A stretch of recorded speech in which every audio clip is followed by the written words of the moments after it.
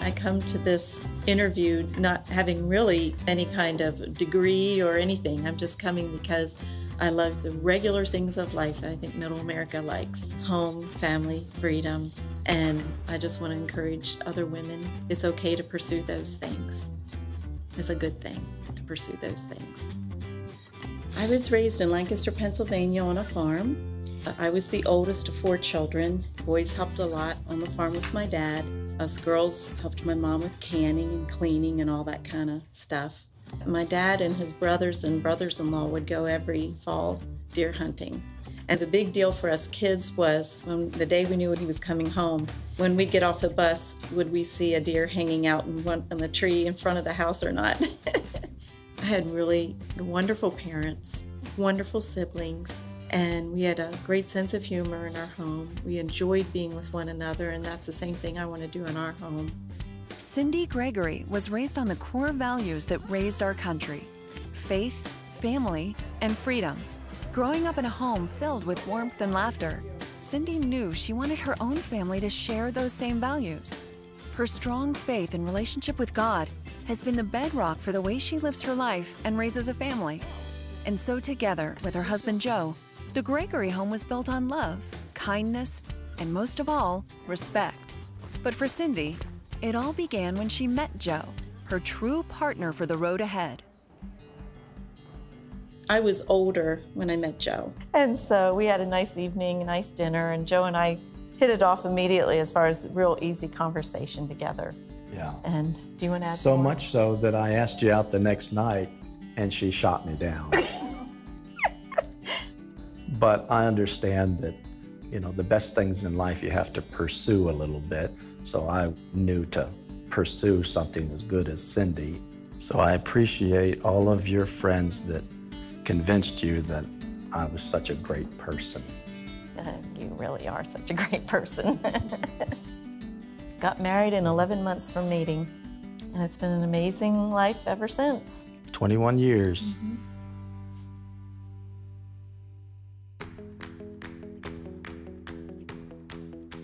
Well, I love having boys because there's a special relationship with a mom and her boys. Jonathan was born in 1994. I remember when he was first born, they laid him on my stomach and I said, "Hi, Jonathan," and he turned his head and looked right up at me, eye to eye. That was really precious. Jonathan is becoming a humanities man. We did not see this when he was in high school. As soon as he graduated, almost immediately, this love of books just sprung out of him. Sometimes I would just stick my camera in front of people's faces, but the one video I really did, I got all of my mom's side of the family together and asked them several questions about my grandparents and essentially like what they loved about them, what they thought was special about them, and compiled it all together, and we watched it the day after Christmas with my grandparents, and they were very touched by that. We got married late in life and we were able to have one child easily, but not after that. So we signed up with an adoption agency and waited 2.5 years, really had no interaction with them at all and had no idea if our file was being shown to anybody or not. And then on September 11th at 10 o'clock in the morning, we got the phone call that Josh had been born. As the buildings were falling in we were both New York watching the City, TV. you know, like so many Americans watching that and just realizing, you know, that the world was going to change after that. It was the worst of times, but also the best of times for us. Yeah, while that was happening, we had our biggest answer to prayer at that time occur at the same moment. And as soon as they brought him into the room where the 3 of us were sitting, my heart just was filled with so much love for him. I was so in love with that baby. It has never left. Oh yeah, I remember first holding them. Mom was freaking out that I wanted to hold him. She thought I was gonna drop him or break him. But alas, he's still alive. Not too damaged. Joshua is strong left brain. When he was 5 years old, wasn't even in kindergarten yet. When we would drive in the car, he'd say, "Ask me hard questions." So we'd say, "What's 5 plus 8?" It grew to what's 315 plus 214 minus 23, and he would calculate it in his head. It was unbelievable. He is now in math Olympic competitions. Our parents put on this Thanksgiving weekend at their cabin every year, and the whole family goes for Thanksgiving weekend. And on Thanksgiving Day, before we eat, we go around the table and everybody says something they're thankful for.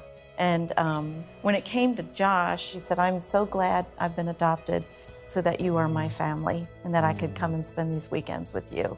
It was kind of a aw moment. They're a really good family to be in. And everybody clapped. They were overwhelmed by what a 12-year-old came up with, so that was really precious. Cindy and Joe grew up in families filled with strong bonds of love and laughter. Their greatest joy has been to pass those experiences and values to their own boys. And tried to show them the dangers for yourself if you're not an honest person, how long it takes people to trust in you, and how many ways that would impact you negatively if you're known as a liar. Importance of a work ethic and generosity, kindness, a lot of the things that you are. Oh, sweet.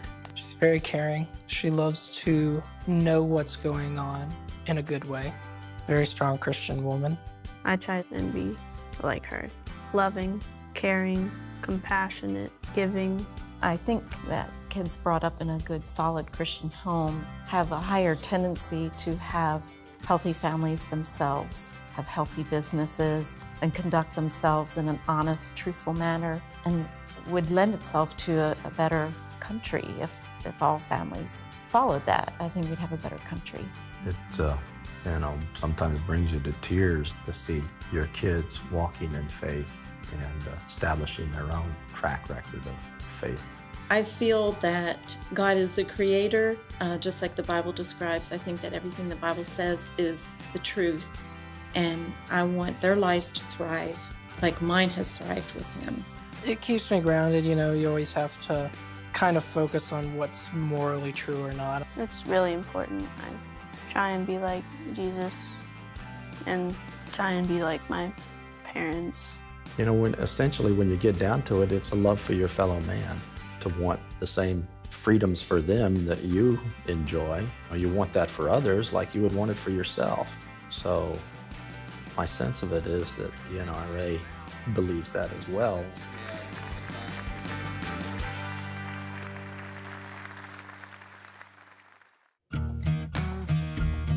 We'll go out to Montana and go skiing out there, get out on the lake some, go boating together, and swim together. And we can just go four-wheeling around and be outdoors, or we can just go out and go shooting.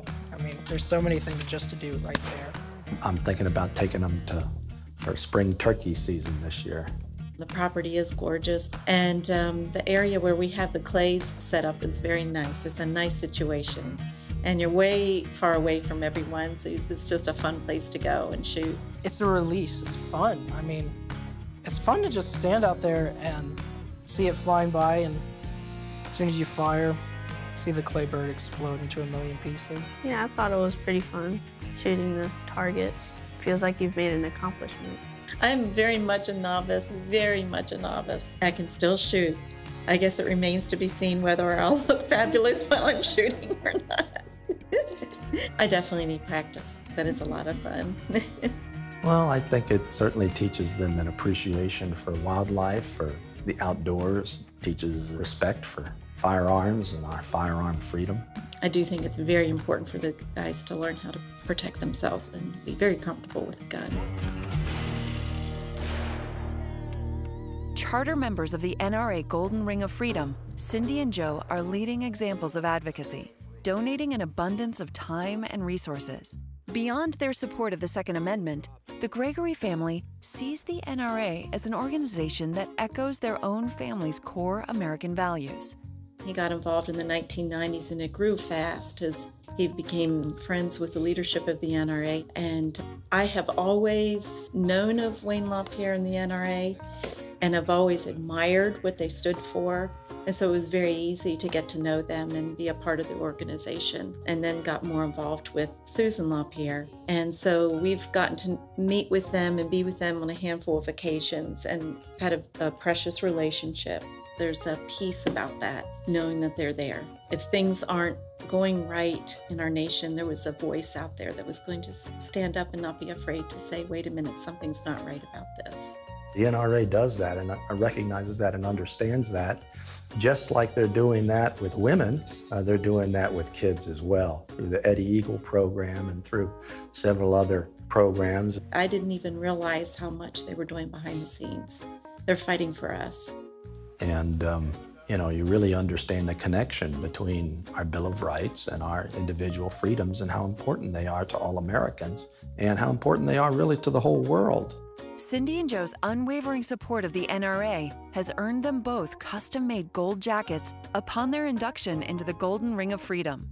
The jacket is given to those who have given gifts to the NRA of $1 million or more. But Cindy and Joe's contribution didn't stop there. Together, the Gregory's leadership has inspired many others to make significant donations to various NRA programs.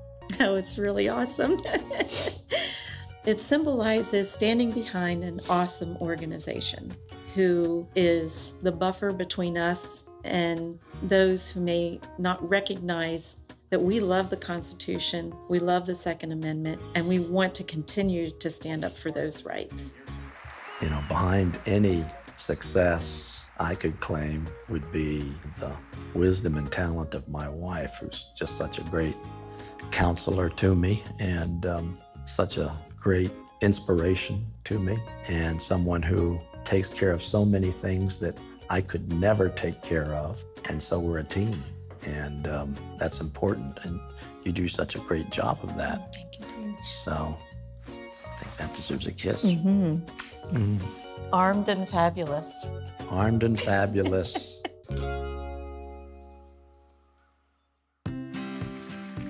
Cindy believes passionately in the NRA, particularly its representation of strong women. The NRA Women's Leadership Forum has grown to exceed all expectations for philanthropic giving. This group of dedicated women continues to raise awareness and support exponentially each year. Recently, Cindy was honored with the organization's esteemed brooch, indicating that she had given or gathered $25,000 or more for any program in the NRA.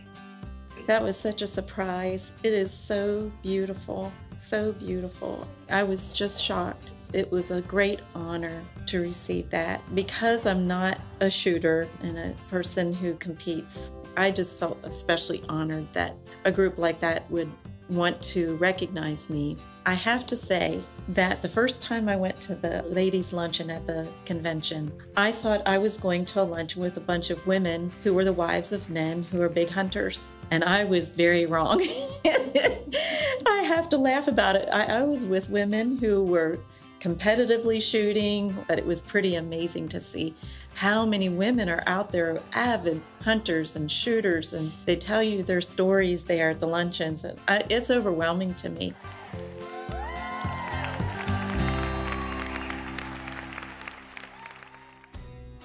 I'm mostly passionate about women.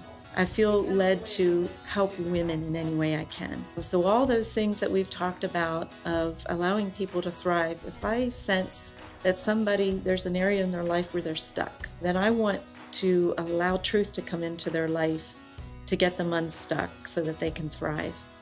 That is a huge passion of mine.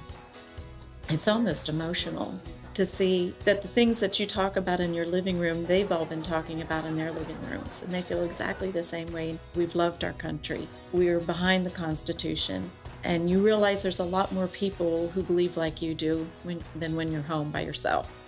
Let's all work together and allow the nation to thrive instead of holding the people back as though they're bad in some way. Here's Middle America getting together, and we all feel the same way.